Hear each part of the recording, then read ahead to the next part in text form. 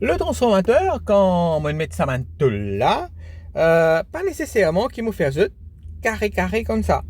Manteau là capable de différentes largeurs, de sorte que il y a un petit peu plus arrondi. Quand il est arrondi comme ça, la bobine quand vient autour, ça arrondit là, pour avoir moins d'espace d'air que dans celui-là. Donc, pour avoir moins de perte magnétique. Nous avons un coup différents types de bobinage qui nous capables. Alors, celui-là, c'est mot primaire, celui-là, c'est mot secondaire qui trouve le mot bobine. Ça, c'est le type de bobinage qui est là, on explique comment le faire. On appelle ça bobinage concentrique. Alors, bobine 1, ça, on appelle ça enroulement basse tension. Bobine 2 qui trouve là, ça c'est haute tension. 3, c'est cylindre isolant, qui veut dire une isolation là. Il y a une isolation là. Pour isoler haute tension avec basse tension et aussi avec le noyau. Celui-là, on appelle ça un bobinage mixte. Alors, il met un enroulement basse tension, qui veut dire ça avec ça, c'est enroulement basse tension. Après, enroulement haute tension là, en galette, il met en galette, qui veut dire il fait l'enroulement là, après les tiers du fil là, il fait là, les tiers du fil là, en série là, il continue là. C'est une technique de fabrication, c'est le transformateur qui décide comment le fabriquer et il y a seulement l'avantage ou bien des avantages.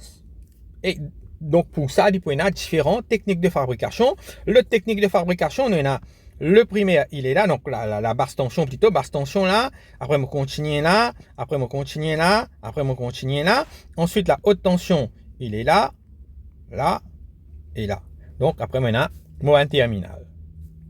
Donc celui-là on appelle ça bobinage en galette. Encore une fois, pas de question sur différentes techniques de bobinage.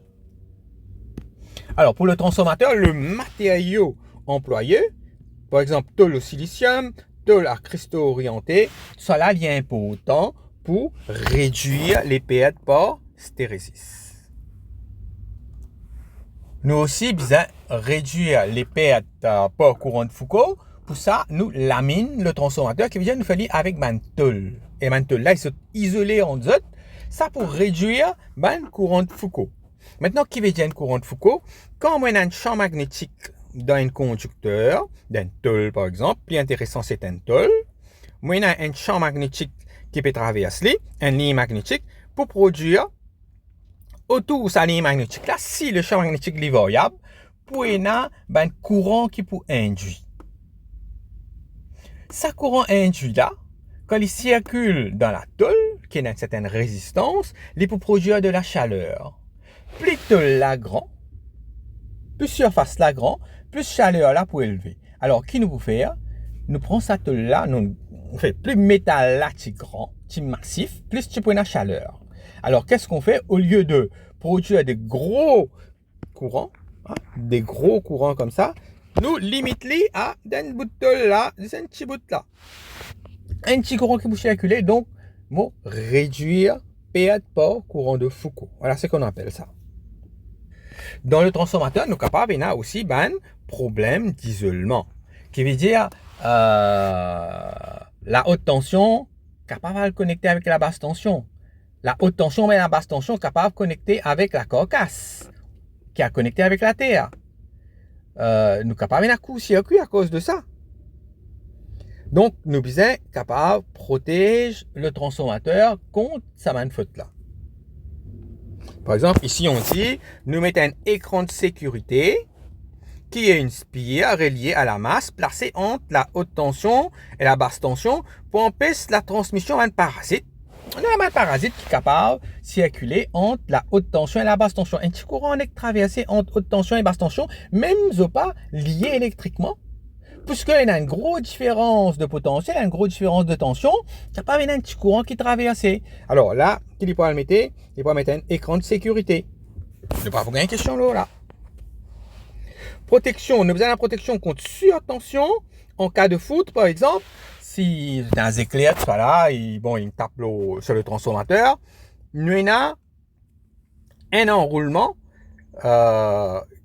qui nous capable, donc nous mettons une galette qui bobine de choc de 10 à 20 spires pour capable protéger le transformateur. Ensuite, nous avons un traversé isolant. Il aussi assure l'étanchéité, qui veut dire qu'il fait des waterproof. Il empêche de l'eau rentre à l'intérieur du transformateur. Il est aussi capable de faire l'arc électrique qui est capable de venir faire ça plus long. Donc plus facile pour éteindre ça l'arc électrique là. Je m'arrête là pour la première partie. Mais après, on va voir la deuxième partie qui est un petit peu différente.